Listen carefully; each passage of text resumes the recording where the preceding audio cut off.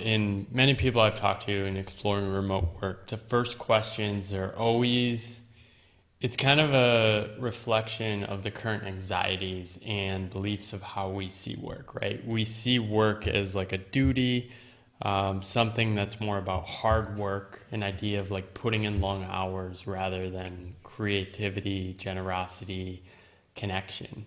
And I see the reflection of this when people go remote. The questions are often, well, how do I control workers?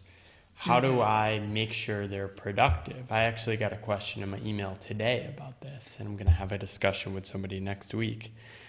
And it's really a hard shift, right? Because it takes Yeah. evaluating our beliefs around like what work is.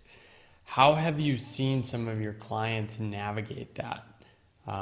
And how you think about that big question? Mm.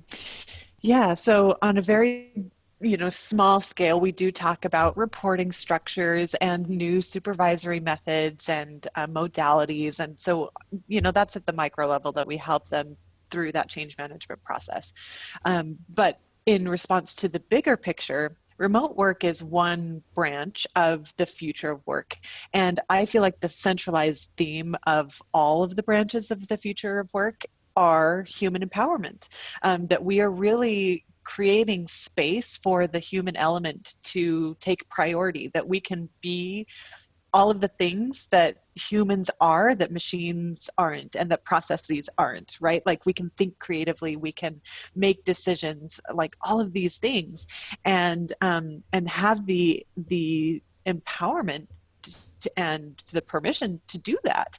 And so I think that if we use that as a north star, then the managers that are worried about, how do I control my workers? How do I know that they're working?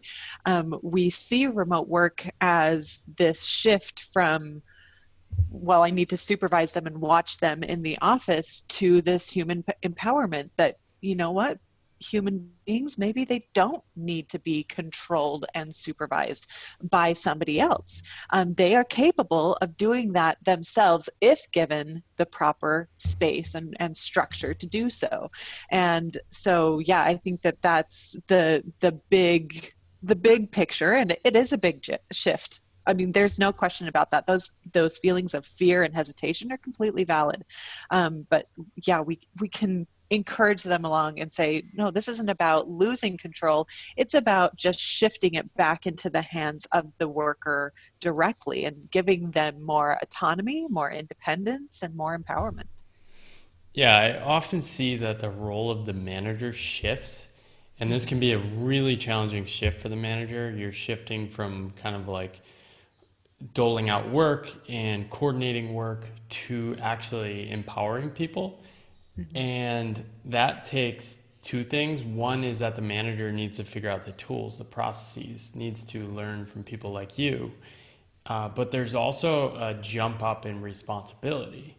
Mm-hmm. Now, for like the individual worker, you might want more autonomy, but with that comes the responsibility of designing your day, figuring out how to schedule meetings, figuring out when you work best, communicating, often in written form.